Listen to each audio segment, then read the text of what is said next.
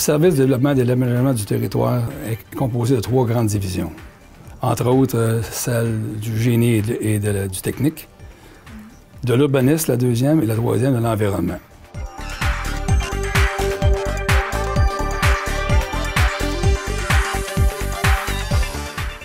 Mon rôle, elle était gestionnaire premier.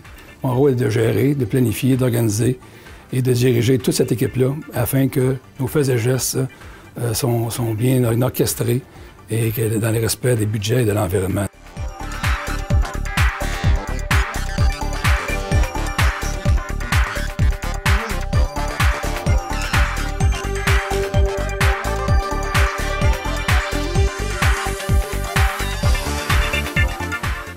Ce qui m'a attiré comme technologue en génie civil, c'est la passion du dessin.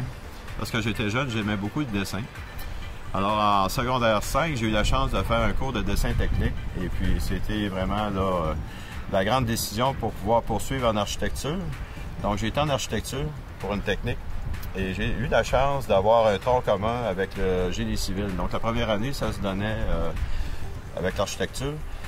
Et puis j'ai donc continué plus vers le génie civil qui m'attirait parce que c'était plus les sciences de la nature, les sciences physiques. Et puis voilà, c'est un peu comme ça que j'ai fait mon cheminement pour ma profession.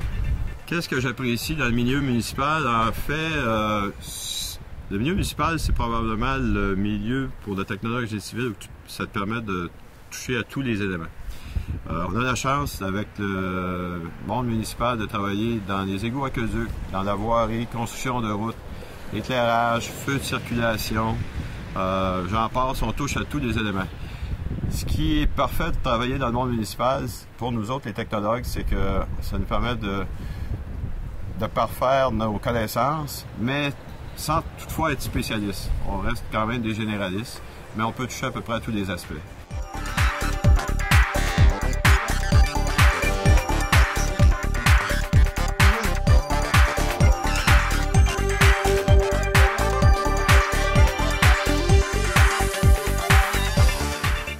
Ce qui m'a attirée dans la profession de génie civil, c'est j'ai un grand côté artistique. Depuis que je suis jeune, je fais des dessins. Donc, ça me permet de pouvoir faire mes dessins et puis faire des lectures de plans. Aussi, j'ai l'avantage de travailler autant à l'intérieur qu'à l'extérieur. Et ça, c'est important pour moi.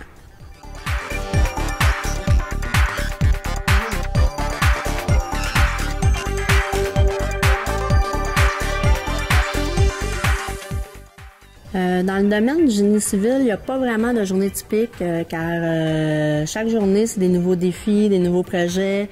Puis c'est qu'est-ce qui fait que j'aime de ce métier-là. Qu'est-ce qu'une journée typique pour un chef de division technique dans une municipalité? Mais dans mon cas, c'est pas routinier.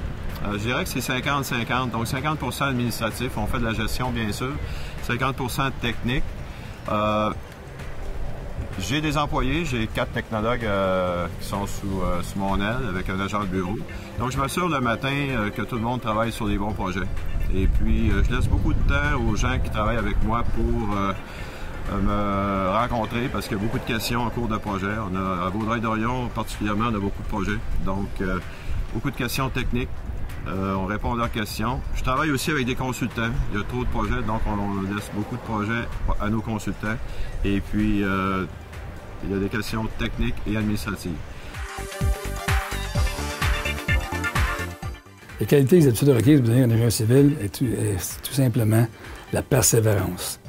Tout au long du cours de l'ingénieur civil, nous sommes confrontés à des travaux très complexes, des études très complexes.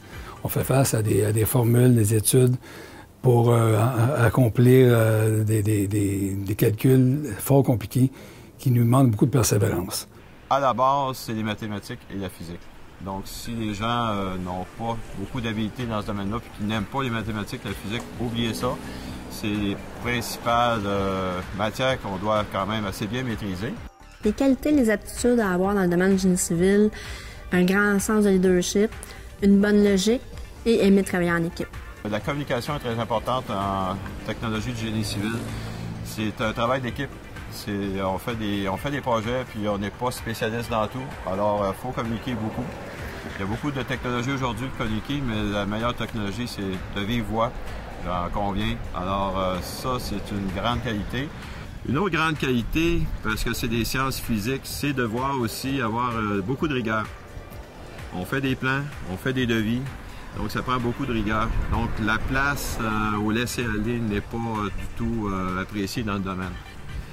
Les avantages pour travailler dans la région de Vaudreuil-Soulanges ou dans la région immédiate. Moi, dans mon cas, j'ai un grand avantage. Je travaille dans la municipalité et je réside dans la municipalité. Le premier avantage, bien sûr, c'est le transport. Un des gros avantages de travailler dans ma région de Vaudreuil-Soulanges, c'est que j'ai pas de trafic. Donc, ça me permet de passer plus de temps avec ma famille, ce que j'apprécie beaucoup. De plus, les magnifiques infrastructures en place sont intéressantes. Il y a des plans d'eau accessibles pour tous, des événements socio-culturels très, très intéressants. Et le transport en commun se développe d'année en année dans la région, ce qui facilite le déplacement de nos citoyens. C'est pour moi une meilleure qualité de vie. Je voyage donc à pied au travail et puis je fais ça en vélo même l'été. Très bon pour l'environnement.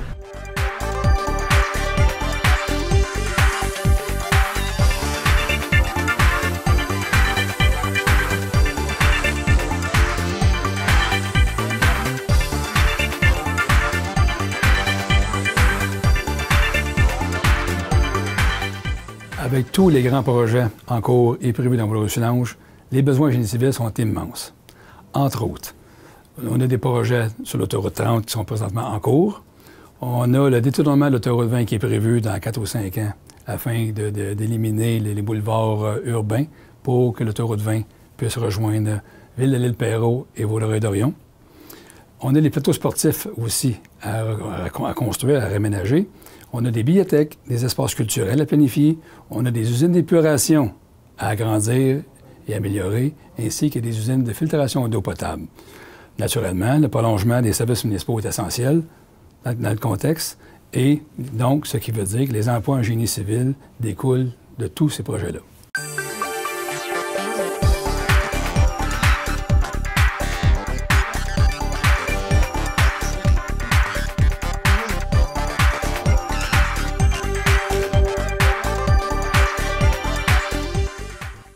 Il n'y a pas vraiment de difficulté pour une femme de s'intégrer dans un milieu d'hommes dans le domaine du génie civil.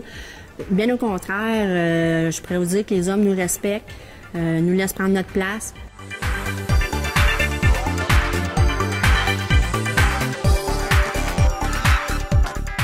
Le parcours de formation qu'il faut suivre pour devenir agent civil est le suivant. Il faut obtenir un certificat d'études collégiales en sciences de la nature qui dure 2 ans au cégep, ou une technique en génie civil de 3 ans au cégep qui nous conduira à l'université pour un cours de 4 ans en génie civil pour l'obtention du baccalauréat.